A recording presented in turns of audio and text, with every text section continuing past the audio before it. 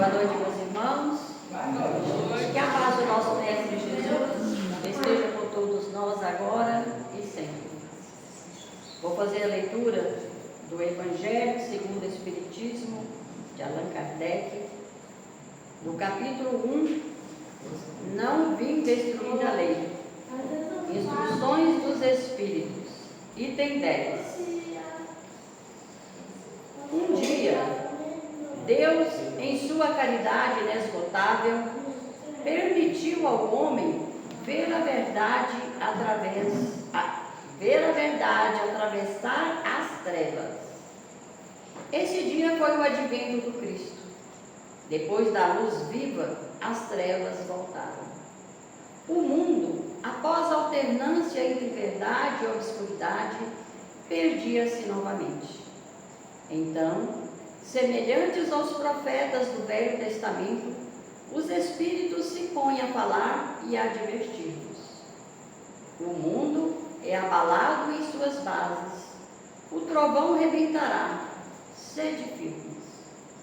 O Espiritismo é de ordem divina, pois repousa sobre as próprias leis da natureza e crede, tudo que é de ordem divina tem um objetivo grande e útil. Vosso mundo se perdia. A ciência, desenvolvendo-se em detrimento dos interesses morais, em tudo vos conduzia ao bem-estar material e desviava-se em favor do espírito de trevas. Vós o sabeis, cristãos. O coração e o amor devem caminhar unidos à ciência. O reino do Cristo, ai de mim, após 18 séculos, e apesar do sangue de tantos mártires, ainda não chegou. Cristãos, voltai ao Mestre que vos quer salvar. Tudo é fácil para quem crê e quem ama. O amor preenche-o com uma alegria inefável. Sim, meus filhos, o mundo está abalado. Os bons espíritos já muito vos disseram: curvai-vos ao sopro percussor da tempestade, para não serdes derrubados, ou seja, preparai-vos e não sejais como as virgens loucas que foram apanhadas desprevenidas à chegada do esposo. A revolução que se prepara é antes moral que material. Os grandes espíritos mensageiros divinos sopram a fé para que todos vós, obreiros esclarecidos e ardentes, façais ouvir vossa humilde voz. Pois sois grãos de areia, mas sem grãos de areia não haveria montanhas. Assim que esta fala, somos pequenos, não tenha sentido para vós. A cada um sua missão, a cada um seu trabalho. A formiga não constrói o edifício de sua república e animáculos imperceptíveis não erguem continentes. A nova cruzada começou. Apóstolos da paz universal e não da guerra, São Bernardos modernos, olhai e caminhai para a frente. A lei dos mundos é a lei do progresso. Fênelon, 1861. Que assim seja.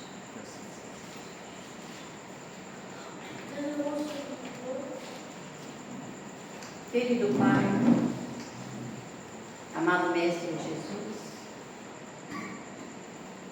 mentores espirituais da nossa casa, do nosso trabalho desta noite, aqui estamos mais uma vez, unidos entre irmãos, em família, na nossa primeira segunda-feira do ano de 2025. Que nós possamos nesse ano, Senhor, sermos mais humildes, mais humanos, mais amorosos.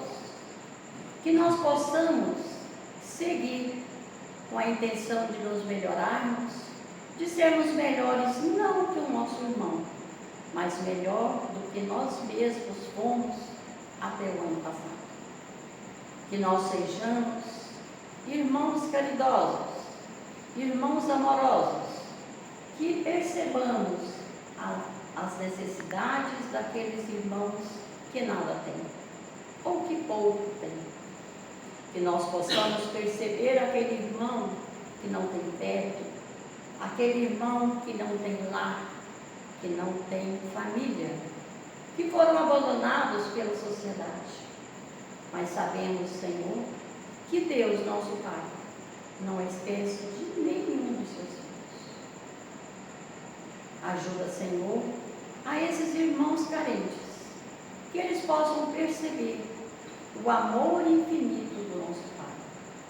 Que eles possam perceber que, tendo fé, seguindo a sua caminhada, perseguindo os seus objetivos, que eles terão sim a vitória. Que eles são amados por nosso Pai, como a todos os outros. Pedimos, Pai querido, que abençoe e proteja todos os nossos irmãos em sofrimento. Os nossos irmãos que estão internados, aqueles irmãos que perderam um ente querido, os nossos irmãos que estão presos, os nossos irmãos dos nossos lares, os nossos vizinhos, os nossos companheiros de trabalho. Que todos eles possam sentir o seu amor e caminhar segundo ele. Nós vos pedimos, Mestre querido, que derrame sobre todos nós aqui presentes, encarnados e desencarnados, os teus fluidos de amor, de paz e de harmonia. Que essas energias possam alcançar a todos aqueles irmãos que não puderam estar conosco hoje. Nós os pedimos também, Mestre, a proteção ao nosso irmão Christian, que falará para todos nós. Que ele possa ter ainda mais facilidade nos seus comentários. Que assim seja. Cristo esteja à vontade. Ele vai fazer comentários sobre Ano Novo e as promessas de Jesus. Isso. Seja à vontade. Tá bom aí, né? Meus irmãos, muito boa noite. Para mim, assim, é uma alegria muito grande estar nessa casa, nessa noite, né? Hoje nós vamos falar um pouco sobre o Ano Novo e as promessas do Cristo. A nossa vida ela é feita em ciclos. O universo, ele acontece em ciclos. Então tem ciclos, existem ciclos mais longos e ciclos mais curtos. Então o nosso dia é feito em ciclos, que nós chamamos de horas, e a nossa vida é feita em ciclos, que nós chamamos de dias, meses e anos. Então cada ciclo tem um começo, um meio e um fim. E o fim de cada ciclo, fim de cada ano, início de cada ano, ele serve muito bem para que nós façamos avaliações de como foi o nosso ano passado, e muitos de nós fazemos promessas de como será o nosso ano seguinte. Eu acredito que muitos de vocês fizeram aí a sua avaliação do ano de 2024 e as suas promessas para o ano de 2025. Foi ou não foi? Né? Prometeu comer menos, prometeu parar de, dormir mais cedo, acordar mais cedo, né? Isso é muito bom, isso é muito salutar. Agora, o Ano Novo, ele deve trazer uma reflexão para nós, e nós estando aqui dentro da casa espírita, que é uma casa cristã, né? De como está a nossa tarefa, de como está o nosso posicionamento perante o Cristo Jesus e perante a doutrina espírita que nos acolhe. Como nós entendemos que a reunião pública ela é heterogênea, e aqui nós temos pessoas que conhecem a doutrina espírita em vários níveis, né? E tem pessoas que estão envolvidas com a doutrina espírita em vários níveis também, desde trabalhadores antigos até pessoas que estão vindo fazer o tratamento espiritual, estão conhecendo a doutrina espírita agora, que estão tomando passe pela primeira vez, que é maravilhoso. Nós vamos falar um pouquinho da doutrina espírita antes de colocar qual que os espíritos superiores recomendam que seja o nosso posicionamento perante a doutrina espírita, né? Então a doutrina espírita começou com Allan Kardec em 1857, vocês já sabem disso. Allan Kardec era professor ele era pedagogo. Se vocês forem à França, vocês vão encontrar o nome de Kardec lá entre os grandes sábios da história francesa. Na verdade, o francês conhece pouco Allan Kardec. O francês médio quase não conhece Allan Kardec, com esse nome. O francês médio não conhece o Espiritismo. O Espiritismo não existe na França, na verdade, como existe no Brasil. O Espiritismo é feito na França por brasileiros que moram lá e que abrem centros espíritas lá. O túmulo mais frequentado do cemitério do Père Lachaise de Paris é o túmulo de Allan Kardec. O Père Lachaise é um cemitério muito bonito, artístico, eu já estive lá. Então é um ponto turístico de Paris, né? Então tem grandes personalidades enterradas no Père Lachaise. O túmulo mais frequentado do Père Lachaise é o túmulo de Allan Kardec. Os franceses não entendem por quê. Os franceses não entendem por quê. Porque para eles Allan Kardec porque os brasileiros frequentam o túmulo de Allan Kardec, visitam o túmulo de Allan Kardec, né? E os franceses conhecem o professor Hippolyte Léon Denisard Rivail, que foi um grande pedagogo. Ele era professor de francês, ele era professor de matemática, ele escreveu livro de pedagogia, ele escreveu gramática, ele escreveu livro de matemática, ele dava aula de astronomia, ele dava aula de ciências. Ele foi um teórico da educação, da tecnologia da educação, da metodologia da educação, e ele participava da sociedade dele de uma forma muito intensa na época dele. Além do mais, Allan Kardec era um estudioso do magnetismo mesmeriano, não é? Mesmeriano de Franz Anton Mesmer. Foi um médico austríaco que fazia curas magnéticas. Curas utilizando o magnetismo, curas utilizando os fluidos, curas utilizando a imposição de mãos, mais ou menos 70, 80 anos antes do surgimento do Espiritismo. Não era passe, eles chamavam isso de magnetismo, que é uma coisa que existe até hoje. Allan Kardec estudava o magnetismo. Então, no ano de 1853, 3 e 2, mais ou menos, começou a acontecer na França, e aconteceu antes nos Estados Unidos. Nos Estados Unidos começou em 1845, nós vamos falar só do fenômeno francês lá. Começou a acontecer um fenômeno que hoje é conhecido como o fenômeno das mesas girantes, que as mesas, as cadeiras, os objetos começavam a flutuar sem motivo aparente e a emitir ruídos e a responder perguntas. Então esse fenômeno ele ficou assim ele foi um fenômeno muito difundido assim, muito comum, ficou muito comum. Não podia juntar meia dúzia de pessoas numa casa, numa festa, que as mesas começavam a flutuar e eu não estou exagerando, era assim mesmo.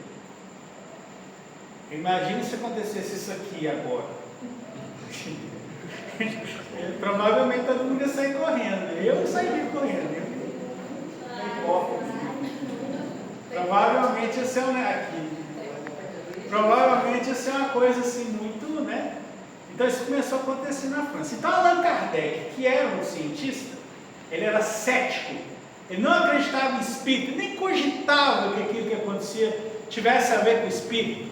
Ele era estudioso do magnetismo. O magnetismo tem alguns fenômenos parecidos, né? Chamados de psicocinese. Cinese é movimento, cinético, de movimento.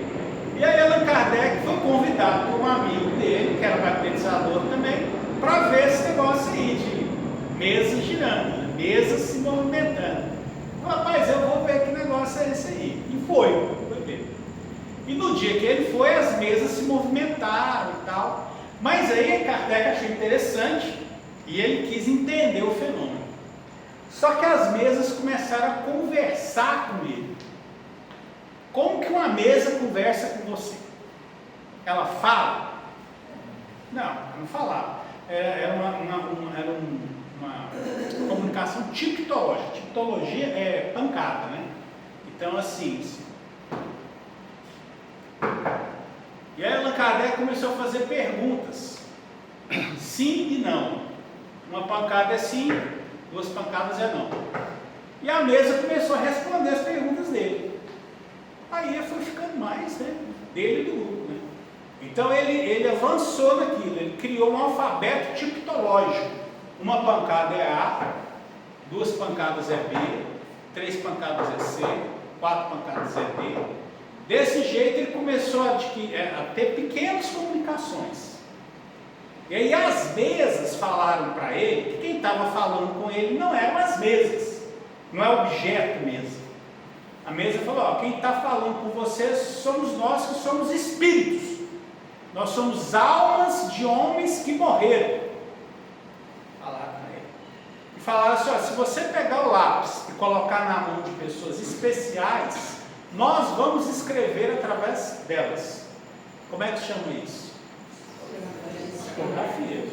E aí os espíritos apontaram as pessoas, esse. Bom, aí a comunicação obviamente ficou muito mais rápida, né? Bom, e os espíritos falaram para Kardec que aquele fenômeno não era um fenômeno por acaso, que aquele fenômeno estava acontecendo num momento da história da humanidade que tinha que acontecer mesmo, que aquilo estava programado, que aquele fenômeno era um fenômeno muito maior, muito mais importante para a história da humanidade do que o tamanho dele naquele momento parecia, e que ele, Allan Kardec, era a pessoa escolhida pelo governo do mundo para trazer ao homem uma nova doutrina. Doutrina essa que haveria de modificar o mundo. Aí vocês imaginam Allan Kardec, que era cético, ele era meio acreditado. Mas aí ele acreditou, um dia ele acreditou. Ele acreditou e ele assim, a partir do momento que ele acreditou, ele passou, não era de forma alguma uma pessoa que buscava algum tipo de projeção, não era de forma alguma uma pessoa que buscava escândalo, que buscava se contrapor à sociedade, que buscava se colocar à frente do... Não era uma pessoa que queria bagunça, pela bagunça, que tem pessoas que querem simplesmente se contrapor ao status quo dominante, religioso, filosófico. Não era assim, mas ele se convenceu que aquilo que os espíritos falavam era verdade, e ele se convenceu que ele tinha uma tarefa mesmo.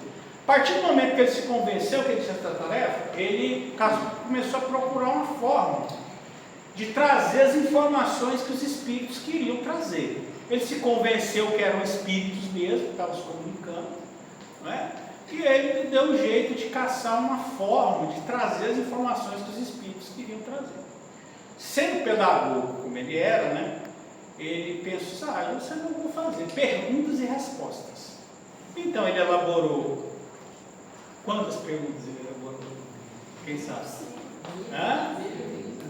Não foi 1000 não, 500. Ele elaborou 500 perguntas. Primeira edição do Livro dos Espíritos foram 500 perguntas. Ele elaborou 500 perguntas e mandou para 500 grupos, para vários grupos mediúnicos da Europa, e foi coletando as respostas. As respostas que coincidiam, ou que o fundo delas coincidia, ele colocava como resposta da pergunta. Isso chama controle universal. Não vou falar disso agora, mas é uma forma muito interessante de validar uma resposta, né? Que quando ela vem dos espíritos, que ele usou. Então aí, desse jeito, ele publicou no dia 18 de abril de 1857 a primeira edição do Livro dos Espíritos, com 500 perguntas. Essa edição que a gente usa, de 1019 perguntas, é a segunda edição. Né? Passou 2 anos, ele acrescentou mais 519 perguntas e fez o mesmo método, e aí é essa que a gente usa, a segunda edição, que tem 1019 perguntas. Né? E aí Allan Kardec ele continuou trabalhando, e depois ele fez o Evangelho, depois ele fez, os espíritos fizeram, né? Continuou a tarefa dele, depois, aliás, primeiro foi o Livro dos Médiuns, tá? Foi o Evangelho.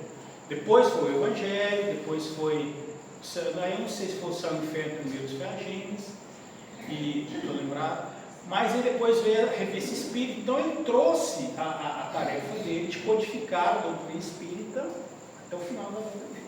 Não vou falar o que tem na doutrina espírita tudo, só vou falar para vocês que tudo são ideias que já existem na história da humanidade. A reencarnação é estudada pelos hindus, pelos povos antigos há milhares de anos. A mediunidade existe na história da humanidade há milhares de anos. Comunicação com os espíritos, sonhos premonitórios, a noção de que existe um mundo espiritual onde nós residimos quando não estamos encarnados. Isso tem milhares de anos. O que Allan Kardec fez? Ele pegou isso e colocou num corpo doutrinário, um feixe, um códice, né? Por isso que ele é chamado de codificador, porque ele criou uma doutrina, um códice. Bem, bacana essa história, né? Mas isso não é o mais importante. O mais importante é o que vem depois. O que aconteceu? O que é o cerne da doutrina espírita? O que difere ela das outras doutrinas espiritualistas? O que difere a doutrina espírita das outras doutrinas espiritualistas é que ela é a doutrina mais poderosa que existe, porque ela nasceu vinculada ao cristianismo. Allan Kardec, ele codificou uma doutrina visceralmente entranhada, visceralmente vinculada ao cristianismo.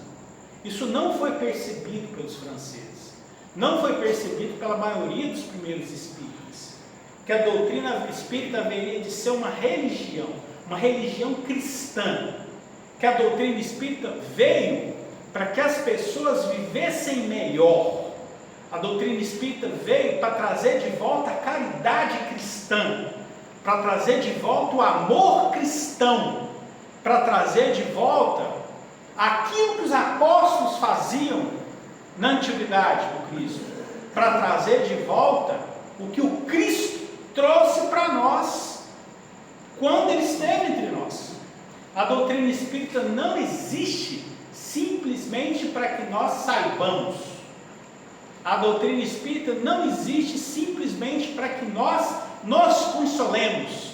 A doutrina espírita existe para que nós pratiquemos a fraternidade, para que nós pratiquemos o amor, para que nós façamos o amor nascer dentro de nós e lancemos esse amor para quem está próximo a nós primeiro e para quem está mais distante de nós depois. A doutrina espírita veio reformar a sociedade, reformar as comunidades, fazer com que nasça um mundo melhor, mais justo,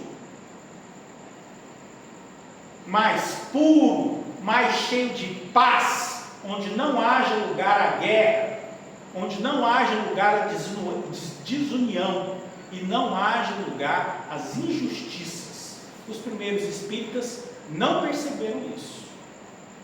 O espiritismo apareceu no Brasil, primeiro na Bahia, por causa de um camarada que lia francês, chamado Luiz Olímpio Teles de Menezes. E aí ele lançou um jornal chamado Eco d'Além-Túmulo, em 1869. Era um jornal, quer dizer, era muito difícil. Hoje é difícil qualquer um de nós ler francês. Eu não leio francês. Eu acredito que aqui pouca gente lê francês. Imagina naquela época, o pessoal não lê nem português, né? Aqui dirá francês. Então, o Luiz Olímpio Teles de Menezes, ele fez um jornal em português, que a Kardec, inclusive, comenta sobre isso numa das revistas espíritas, e aí começou a difundir o espiritismo na Bahia. Da Bahia, o espiritismo chegou à sede do Império. Lembremos-nos que na época o Brasil era um império, no Rio de Janeiro. E aí, inclusive, o imperador, embora não existam registros, muitos registros, mas existem alguns registros disso, que o imperador Dom Pedro II se interessava pelo espiritismo. O espiritismo, né, chegou no Rio de Janeiro e começou a ser estudado por várias pessoas. Começaram a surgir pequenas sociedades, pequenos centros espíritas. Aí entrou no palco, né, a primeira das nossas grandes personalidades, né? É porque eu falei para vocês o espiritismo acabou na França. Mas o espiritismo cresceu no Brasil. Porque o espiritismo no Brasil sempre foi encarado dessa forma. Sempre foi encarado como uma religião. Sempre foi encarado como uma doutrina evangélico-cristã. Sempre foi encarado como uma doutrina que haveria de trazer os ensinos de Jesus de volta para as comunidades, para o povo, para nós. Isso foi por causa de duas pessoas. A primeira pessoa do século XIX, que viveu no Rio de Janeiro, que era médico, que era um camarada que muito realizador, foi político, foi empresário, né? Ele foi presidente hoje equivaleria a presidente da Câmara dos Deputados, foi militar, muitas coisas.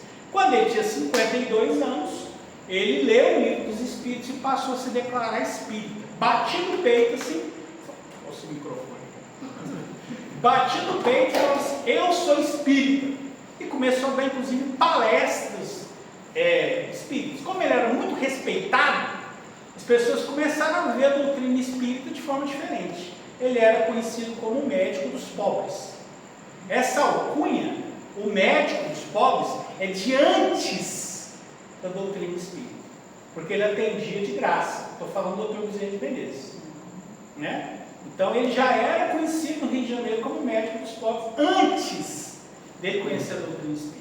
Aí quando ele conheceu a doutrina espírita, aí ele falou assim: parece que eu já conhecia esse negócio, essa coisa, essa filosofia, né? Então ele passou a se declarar espírita e ele era um dos que conversava com o imperador.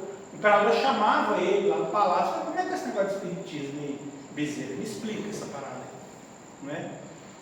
Então o doutor Bezerra continuou fazendo as coisas que ele fazia lá e aí passou a atuar no movimento espírita, na difusão do espiritismo com os meios que existiam na época. Então, entre as várias sociedades que surgiram naquela época, surgiu a Federação Espírita Brasileira. Porque existia o ser humano é um ser difícil, né? O homem é um ser difícil. Você coloca uma coisa aqui, coisa pura, o ser humano põe a mão naquela coisa pura e a coisa já desgrama aqui. Porque começou a ter uma briga entre os espíritas. Entre os espíritas. E duas facções, os chamados religiosos, que eram os que achavam que o espiritismo era uma religião, que era uma coisa cristã, que era uma coisa que tinha que fazer caridade mesmo, que o negócio do espiritismo era a ligação com Jesus, com o amor, né? com a prática do bem, enfim. E tinha os científicos. Os científicos achavam que o negócio do espiritismo era só estudar o fenômeno no meio de um. Esse grupo aqui foi o que prevaleceu na França, na Europa. Por isso que o espiritismo acabou. Muito bem. Então, esses dois grupos viviam em conflito, né?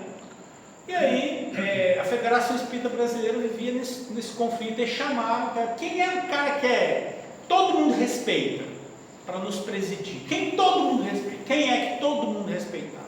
Dr. Bezerra de Menezes. Então chamaram ele para ser o presidente da Federação Espírita Brasileira. E a hora que ele foi ser presidente da Federação Espírita Brasileira, ele imprimiu ao espiritismo a visão que ele tinha. Qual que era a visão que ele tinha? Não, isso aqui é um negócio cristão.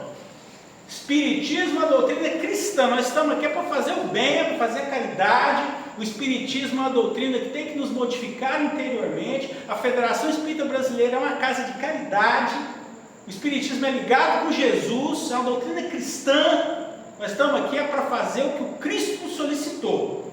E aí ele deu esse rumo para o espiritismo, que é o rumo que o espiritismo tomou no começo do século XX. Em 1900 ele desencarnou, né? Então ele deu um impulso. Em 1912 nós tivemos a tarefa de Eurípides Barçanufo, ali no Triângulo Mineiro também, né? Que foi uma tarefa precursor também para a nossa segunda personalidade. Quem foi a nossa segunda personalidade? Chico Xavier. Ele reencarnou em 1912 e lançou o primeiro livro em 1931. O Chico Xavier, gente, ele reencarnou em 1910, perdão. Foi 10. E lançou o primeiro livro psicografado, chamado Parnaso da Leitura, foi um livro de poesias, em 1931. O Chico Xavier, ele não é do espiritismo, ele é da humanidade. Ele não é do Brasil, ele é do mundo. Ele é uma personalidade muito maior do que nós enxergamos. Só que nós estamos muito perto no tempo. Você não consegue ver o tamanho do que ele fez, porque nós estamos muito pertinho do tempo, né? Mas foi uma baita personalidade, um baita espírito. O que ele fez pela difusão, não apenas do espiritismo, o que ele fez pela difusão da doutrina cristã sobre a visão do espiritualismo é muito maior do que a gente consegue avaliar hoje aqui, né? Ele, assim, vamos pegar só os fatos conhecidos, né? Ele psicografou mais de 400, já está mais de 460 obras, porque ele deixou muito material escrito, que aos poucos vem sendo lançado. Mas ele não foi apenas um médico de psicografia. Ele continuou a obra de Kardec, no sentido de que ele trouxe revelações doutrinárias. Quem está começando a estudar o Espiritismo aí, né? Você vai ler livros do Chico Xavier, por exemplo, Paulo Estevam, um livro histórico. Nosso Lar é um livro revelatório, mostra como que é o plano espiritual, mostra exatamente como que é o plano espiritual. Agora você pega, por exemplo, o livro Os Mensageiros, um livro doutrinário, traz inúmeras revelações lá, como são as relações entre o plano físico e o plano material. Quando você pega um livro igual No Mundo Maior, um livro com essa característica também, pega o livro Evolução em Dois Mundos, faz uma análise da evolução do plano material e do perispírito. Fantástico, fantástico, é difícil ler. Mecanismo da Mediunidade também, um livro científico. Então ele trouxe livros assim, que vão sendo compreendidos ao longo do tempo. Então ele continuou o trabalho doutrinário de Allan Kardec, como médio de revelação. Uma revelação, uma coisa que não existe no plano físico. O médium traz aquela coisa que não existe. Depois ela vai sendo compreendida, né? O Chico trouxe. O Chico divulgou a doutrina espírita. Como? Primeiro pela pessoa dele. Ele foi um cristão, né? Quase sem mágoa. Quase sem mágoa, porque não tem ninguém sem mágoa, não é? Mas ele não tem nenhuma, na vida pública dele, nada que o desabone, nada. Ninguém conseguiu escrever nada que o desabone. E ele divulgou também porque depois dos anos 70, dos anos 80, ele psicografou uma série de livros de mensagens. Mensagens de filhos que desencarnaram, de maridos, de esposas, de irmãos. E aquelas mensagens traziam uma série de identificações pessoais. Então a identificação pessoal faz você acreditar que quem está se comunicando é o espírito. Então muitas pessoas passaram a acreditar no espiritismo, ou pelo menos na sobrevivência da alma, por causa das obras de Chico Xavier. Vocês estão entendendo o que eu estou falando? Vocês querem entender, pode perguntar aí. Vou explicar. O Chico psicografava assim: mamãe, estou aqui, estou com a vovó Naná. Vovó Naná. Fala para o papai jogar fora minha gravata vermelha. Dá minha camisa para o tio Fúvio. Uai, aí você vai ver lá, a vovó era Naná mesmo. O cara tinha uma gravata vermelha que o pai estava guardando.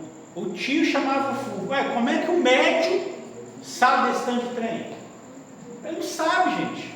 O espírito está ali comunicando, e o médium, ele não é qualquer médium que faz isso, precisa de uma mediunidade. Precisa ter uma capacidade mediúnica muito grande para conseguir essa fidelidade com o que o espírito está fazendo. Quem não entende assim, quem é novo no espiritismo, acha que qualquer médium faz isso. Não é.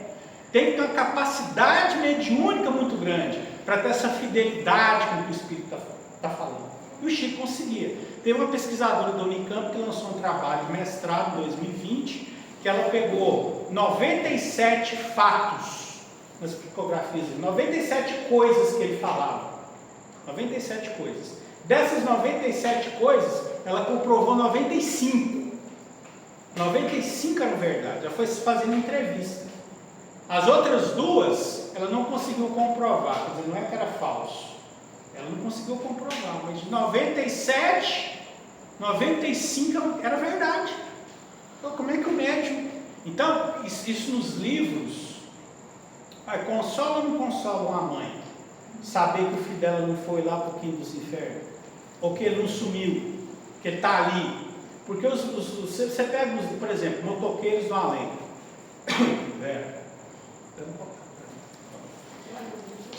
Motoqueiros do Além. Motoqueiros do Além é um livro só de meninos, meninos, né? Tem algumas moças também, que desencarnaram de acidente de moto. Então eles falam, saí tal dia, ia passear, aí eu caí, bati a cabeça, não senti nada. Eu estava nesse dia, Motoqueiros do Além. Não senti nada, não foi dor, não doeu, mãe. Porque a mãe acha, sofreu, não senti nada, não doeu. Aí a hora que eu acordei, a vovó fulana estava lá. Vovó fulana e vovô ciclano estavam usando aquela gravata horrorosa de bolinha que usava. Daí sem ninguém. Aí a mãe que lê aquilo fica confortável, né? Porque o menino está lá, está vivo, velho. Porque quando a gente morre, você não pode nem falar que a gente fala, a morte é uma separação. A morte é uma separação? A morte não é uma separação. Porque a pessoa que morreu vem visitar o vivo. E às vezes o vivo vai visitar o camarada, mas é mais difícil. Mais fácil o espírito vir visitar o vivo, no momento do sono. Entendeu? Então não é separação, nem a gente pode falar nem que é separação. Agora, as pessoas não sabem disso. Então, a partir do momento que o Chico Xavier lançou esse monte de livros, ele difundiu, né, a doutrina espírita. Eu gosto de falar do Chico, porque é muito interessante, né, a questão do Chico. Mas o que eu quero dizer assim, mais importante disso que eu estou falando para vocês, é que o Chico também tinha esse viés. Os livros dele eram esse viés. O Espiritismo é uma religião cristã.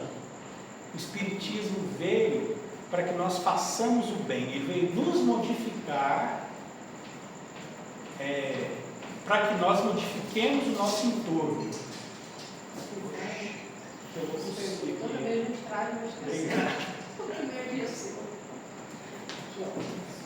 Obrigado. Então, assim, o que nós estamos fazendo aqui na doutrina espírita? A doutrina espírita vai nos aproximar de Jesus.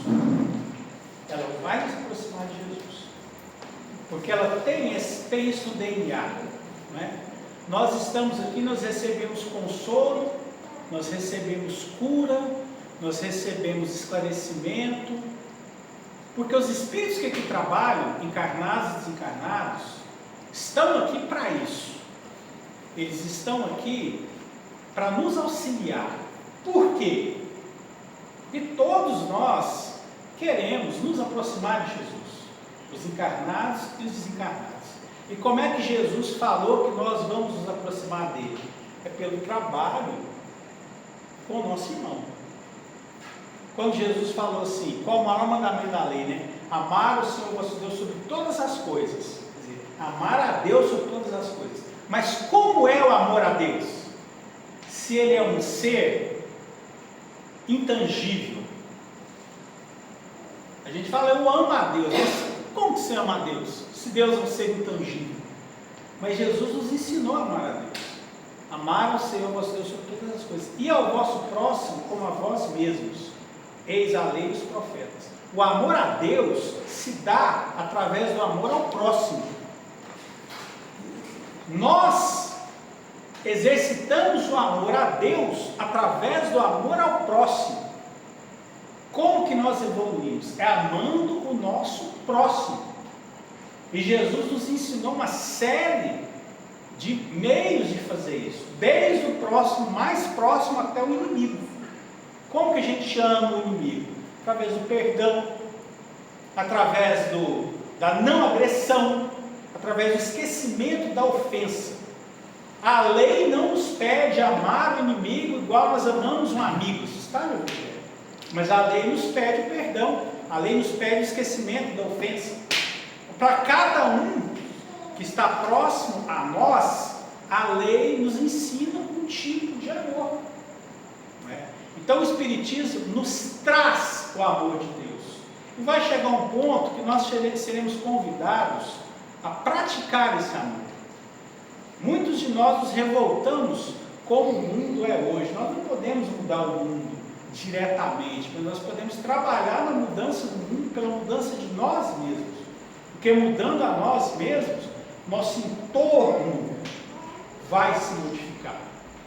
Mudando a nós mesmos, cada um dos que está próximo a nós vai sentir um pouco dessa mudança e vai também se modificar.